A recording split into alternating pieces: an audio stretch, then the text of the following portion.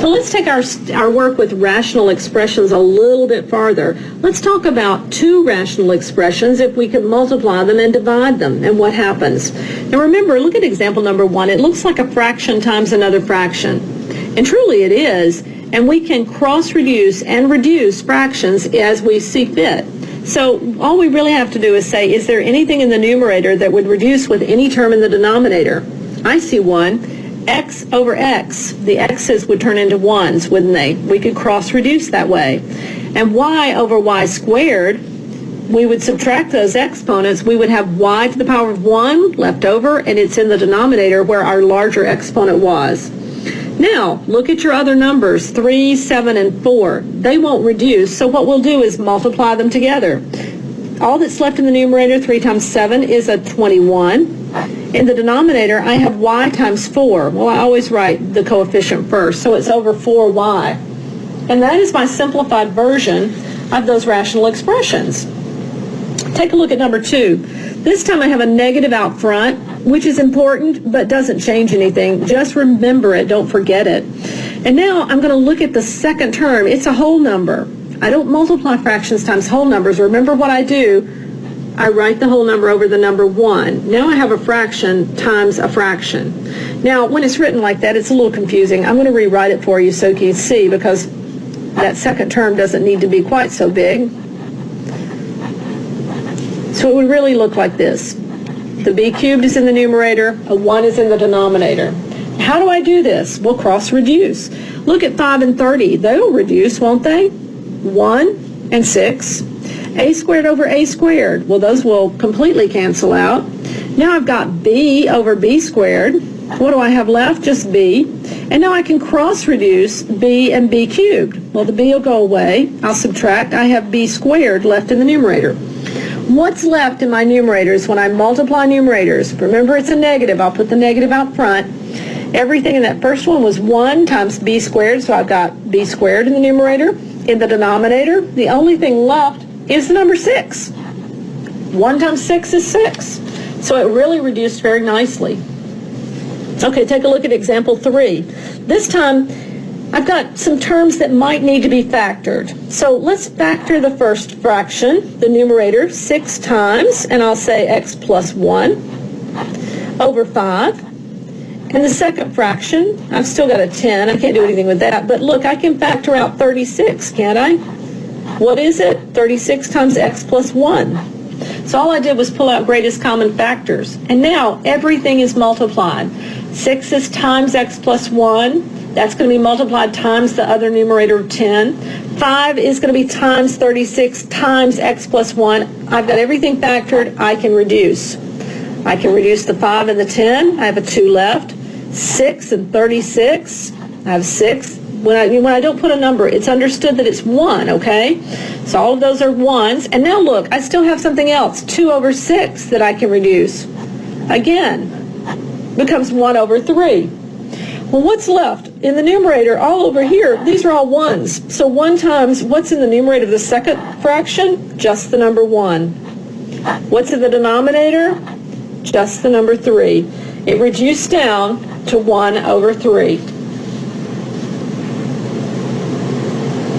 Let's take a look at problem number 4 and see what factoring we can do. Because remember, now you've got the idea. What you're trying to do is factor these and then find matching binomials or matching polynomials that you can cross out, okay? That you can reduce. So we look at the first one and we see x squared minus 25 is perfect squares. Difference of squares we can factor. One of each sign, square root of the first, square root of the second. Okay, what am I going to multiply at times over here in this numerator? X plus 2. And in the denominator over there is x. It's easy, so I'll go ahead and put it down. The first denominator is not so easy. It's a trinomial, which I hate, but I can do, okay? So what do? I look at the signs. I'm going to need one of each. I'm going to factor the x squared. I'm going to write my statement. It's going to say subtract to equal 3. What do I have to factor? Well, this one, I don't have a coefficient of the a term, so all I have to factor is c.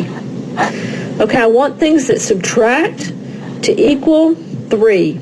I think I found them. 2 and 5. 1 of each sign. Whoops, I really better check and make sure that I've got the signs in the right place. So I FOIL. X times x is x squared. 2 times negative 5 is negative 10. I've got 2x here. I've got negative 5x here. That means a negative 3x, and that's good. That's what I need. So now I can start reducing. What can I reduce? What do you see? Well, x minus 5 over x minus 5 goes away. Look, cross-reduce, x plus 2, x plus 2. What is actually left in the numerator? X plus 5. What's left in the denominator? Just x. And remember, those x's won't cancel because they are not multiplied. I don't have multiplication anymore, and I can only cancel when I have multiplication of terms.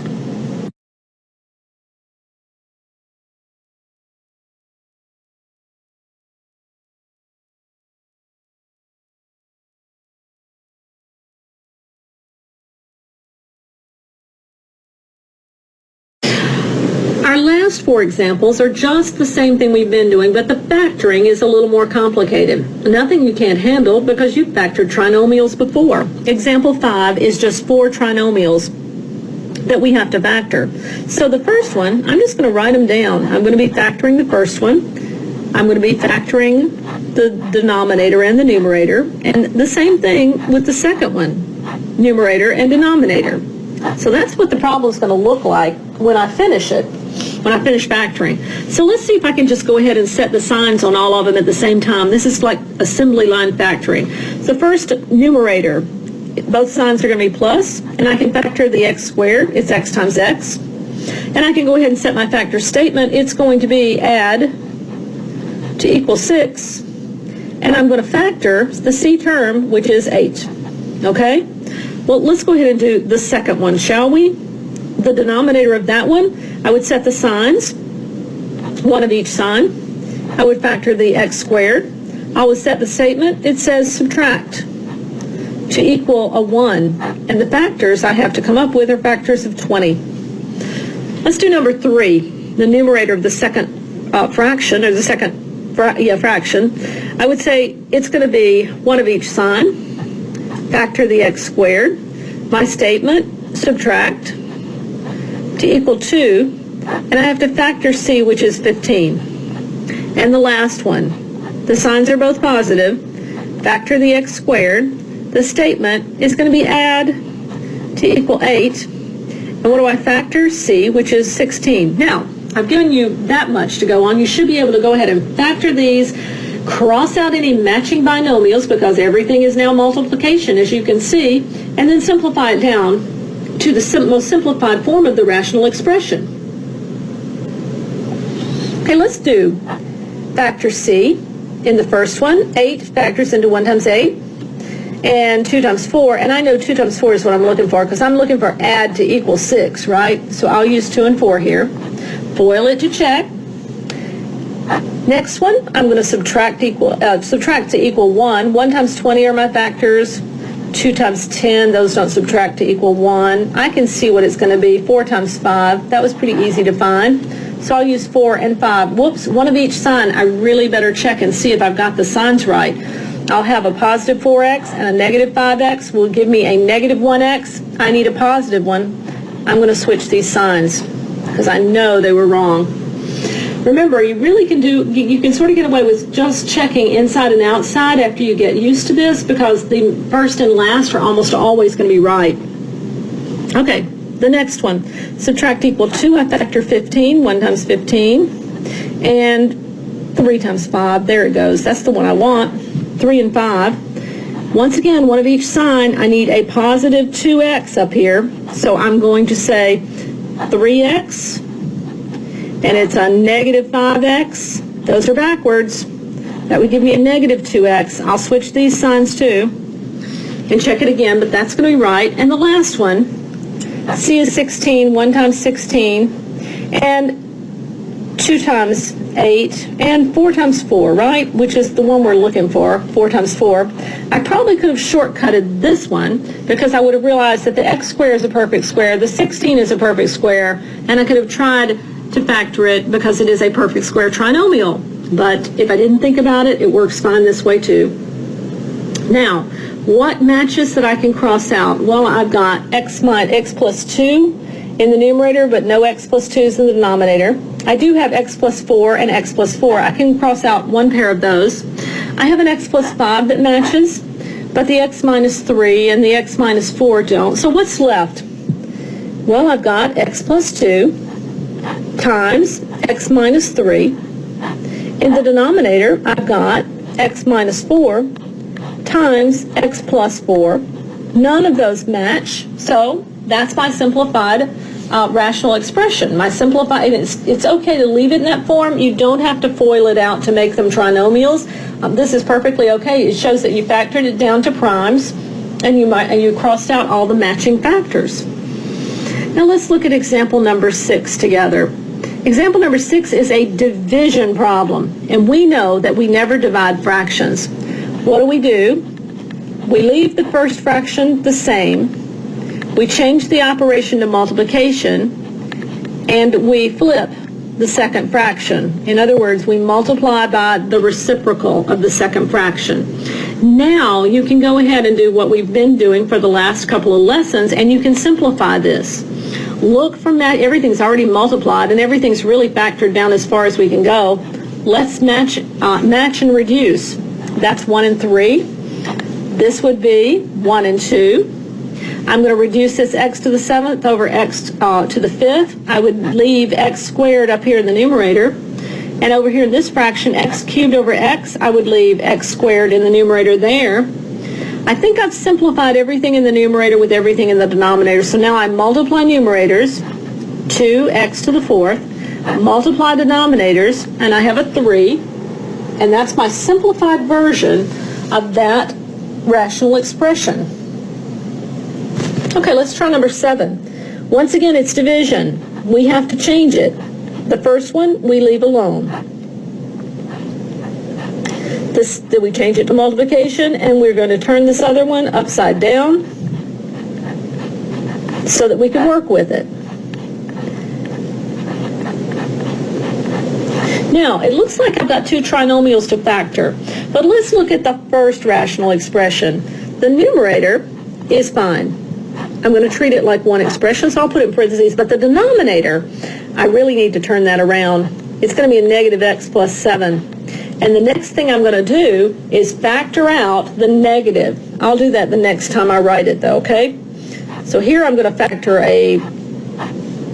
these and factor these. I guess I could go ahead and write that for you.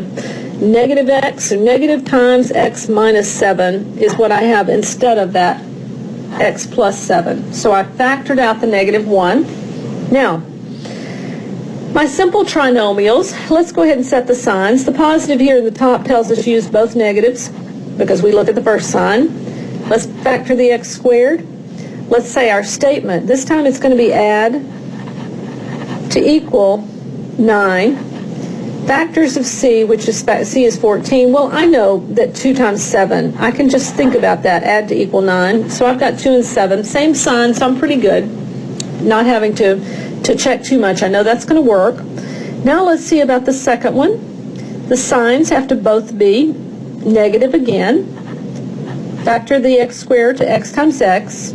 This time my statement says add to equal 5. I have to factor the c term of 6. Well, I know that 2 times 3 is going to equal 5. I've sort of gotten used to this, so I'm not writing down all the factors anymore. I'm just writing, if I see it, I just write the one that I know works. Now, does anything match? Well, remember I factored out the negative, so this is now x minus 7 over here. It matches an x minus 7. Don't forget the negative out front. This whole fraction is going to be negative, so I'm going to write it down. These x minus 2's cross out. What's left? Well, in the numerator, I have x plus 2. In the denominator, I have x minus 3. And I do need the negative in front of that fraction because it turns the whole thing. I mean, the fraction itself is negative. Now, the last one. Let's go ahead and rewrite it as multiplication of the reciprocal first. I'm going to put this in parentheses because it's already finished. It's already factored as low as it can go. X minus 1 is now my numerator. X squared plus 2x minus 15 is my denominator. Well, I know these x minus 1s are going to cancel. Let's see what happens when I factor these trinomials.